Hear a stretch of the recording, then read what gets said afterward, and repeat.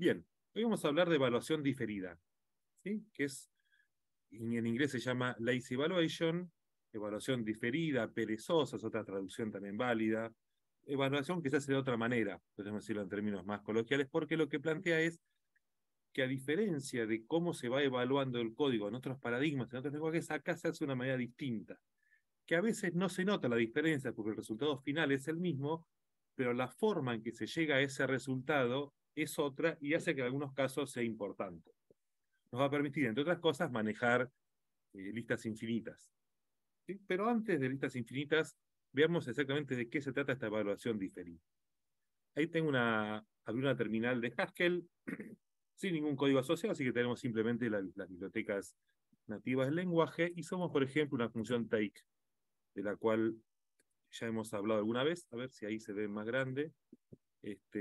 Tomo los 5 primeros elementos de una frase, un string, y esto no hay gran misterio, ¿sí? Devuelve los 5 elementos que están acá. Llama a la función, llama a los argumentos, se evalúa take, da el resultado. Miren ahora, voy a hacer take, pero en lugar de un string, le mando un string que voy a armar de esta manera. Hola, 5 justo taca el espacio que es medio molesto. Vamos a hacer los 3 primeros. O 6, así se ve el hola y la Q de qué tal. Debería estar. ¿Eso? Hola Q, perfecto, a los 6 primeros, lo mismo que antes. ¿Sí? Si acá también hacía 6, está exactamente lo mismo. ¿Qué es lo que uno asume? Sí, que se está concatenando y que el resultado de la concatenación es lo que recibe el 6. Lo cual es correcto. Pero miren lo que pasa acá. Si yo les pido los 3 primeros de hola, ¿qué tal? También funciona. Y cuando les pido los 3 primeros de la concatenación, también funciona. Concatena los strings y el string que obtiene toma los 3 primeros. Ahora, si yo les pidiera esto no a una computadora, sino a una persona que lo haga, ¿qué creen que haría? ¿Creen que concatenaría realmente? ¿Se podría dar cuenta que no hace falta concatenar para dar los 3 primeros? ¿Que le alcanzaba solo con esto? ¿Sí? ¿Para qué va a seguir agregando elementos a una lista cuando quiere nomás los 3 primeros? Entonces hay una filosofía, un enfoque un poco más vago, ¿no? No quiero trabajar de más, diría la persona a la que le pido este. Si vas a pedir los 3 primeros, ¿para qué me pedís que concatene con algo más largo? ¿Sí? Es más, yo podría hacer esta consulta y acá seguir concatenándole cosas. Más y llamar a una F que hace una tarea muy difícil, muy extensa, muy compleja, que usa muchos recursos, que tarda mucho tiempo, que puede dar error inclusive. Y la pregunta sería lo mismo, ¿hace falta evaluar F? ¿Para qué quiero concatenar más cosas? Estoy aplicando funciones y en definitiva quiero los 3 primeros. Ahora bien, si acá en lugar de 3 fuese 25 y tengo que empezar a ver, porque tal vez sí agarre los primeros caracteres de lo que debería devolver F. Entonces, ¿cómo es que funciona esto? ¿O cuál sería la estrategia válida? Yo diría que alguien más inteligente que obediente, en vez de hacer primero esto, hacer primero la concatenación, analice cuánto me piden. ¿Para qué querés lo que me pedís? Dice el empleado ante la orden de su jefe. Te piden tal cosa, ¿lo haces o no lo haces? Entonces, es como que si uno piensa en general como un equipo de trabajo, diga, y no pidas cosas que después no te van a servir, le diría al jefe. O le diría, mira, ¿para qué querés lo que me pedís? Así yo veo si lo hago, no, o lo hago en parte. Quizás, si la consulta es los 6 primero, podría decir, bueno, el qué tal te lo concateno, pero no evalúo ese, porque en realidad necesitaba solo hasta acá. Entonces, ese enfoque, ese no obedecer siempre, ese no hacer primero lo que está entre paréntesis, o al menos no terminar de hacerlo hasta que no se haga lo que está afuera, es la filosofía de la evaluación diferida. Se trata de diferir la ejecución del parámetro hasta que la función principal realmente lo necesite. Y esto, más que ser una opción, en Haskell al menos, que a veces se pone en práctica y a veces no, siempre funciona con evaluación diferida. En realidad, los argumentos no se evalúan hasta que la función principal no los requiera. Y en la medida que la función principal requiere del argumento, recién ahí se evalúa el argumento. Y se va evaluando también, como decía acá, en el take 6 que tengo acá, esto da un error porque F no está definida. Pero si acá pongo otra cosa más, ¿sí? Aunque no sea una función demasiado complicada, funciona, no vemos si lo evalúo o no, pero lo que va a hacer Haskell es efectivamente esto, no terminar de evaluarlo. Va a evaluar el take, va a evaluar el primer más, y cuando vea que ya le alcanzó, esta segunda cosa no la va a resolver.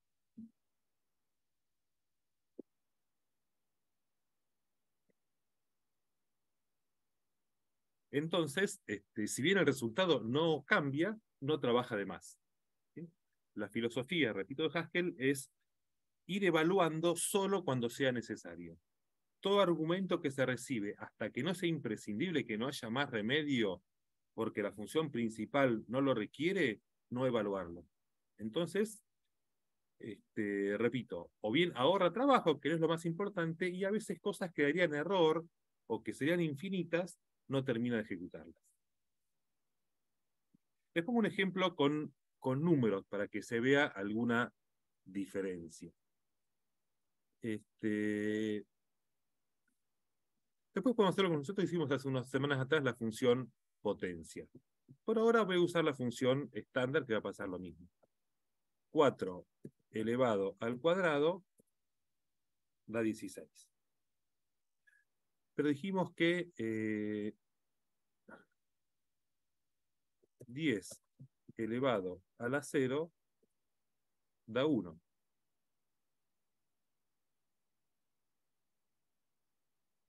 ¿Sí? La pregunta es, entonces, 2 más 2 elevado a la 0 también da 1.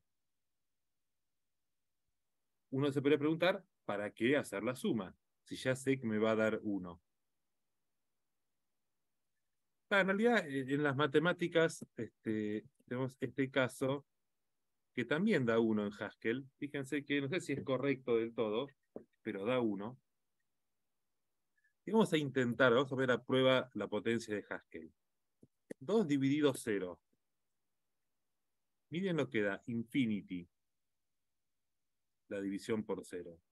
Y esto, elevado a la 0, da 1 también. Es como que está, no sé, ¿estará resolviendo esa división?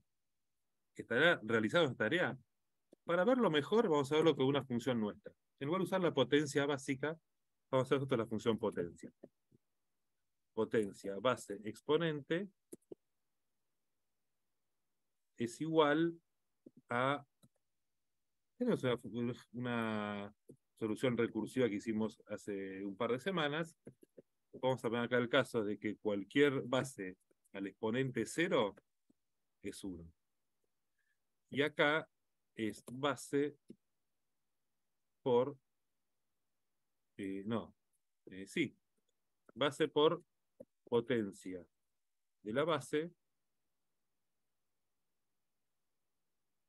y al exponente menos 1. Ya Ahí el discutimos profe no por lo va a qué. evaluar. ¿Cómo? Que ahí el profe no lo va a evaluar. La división no la va a hacer.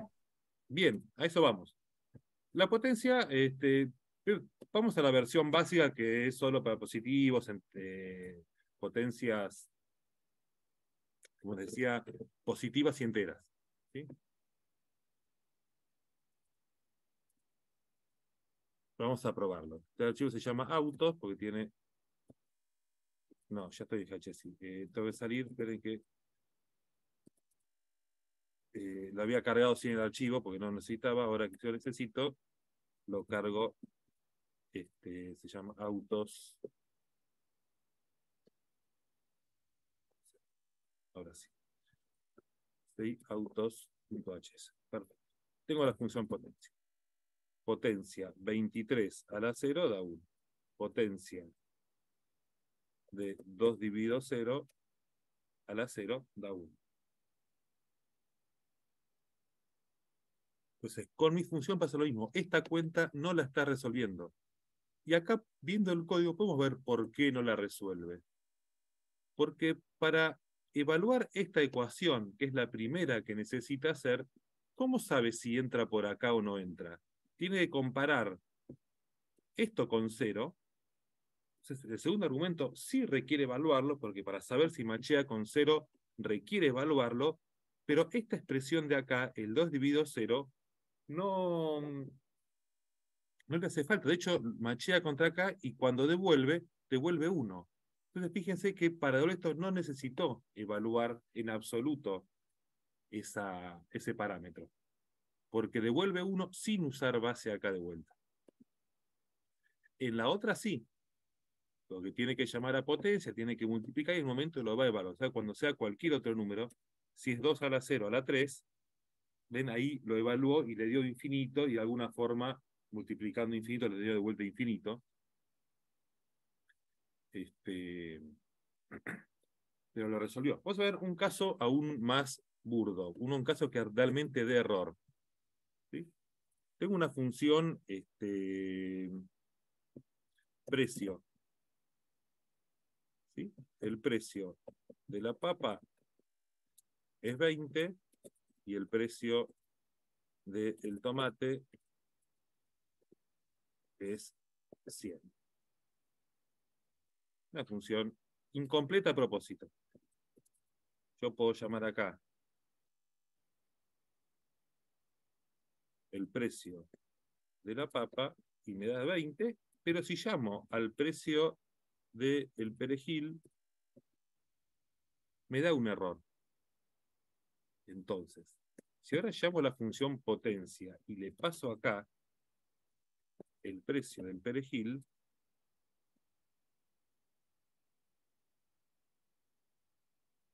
entre comillas, perejil,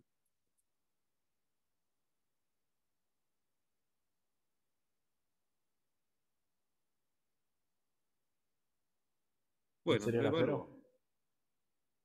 Esperaba que me dé 0. A ver si lo hicimos bien. ¿No será un cero en vez de un 3? ¿Cómo? ¿No será un cero en vez de un 3? Porque no, está bien. Como puso un 3, necesitó evaluarlo y dio un error. Entonces, cuando evaluamos con 0, ahí sí me da 1. Porque no necesitó evaluarlo. Tal cual. Estaba pensando el ejemplo al revés. Escribí una cosa y pensé otra. Precisamente acá iba a ser después de este ejemplo. En este caso, como necesita entrar por la línea de abajo de la función potencia, donde se usa de vuelta a base, requiere evaluarlo. En esta primera ecuación, como para dar su respuesta no requirió evaluar el argumento, no lo evalúa. Entonces, no solamente internamente hizo pasos distintos, tardó más, sino que acá vemos que el resultado cambia. Algo que daba error, deja de darlo. Entonces, esta es, así en pocas palabras, la definición y la idea central de la evaluación diferida. Es un modo de evaluación que optimiza para no trabajar de más, que difiere lo más posible la evaluación de los argumentos. De alguna manera, es la función de más afuera, la función principal quien manda, quien decide cuándo ver los argumentos.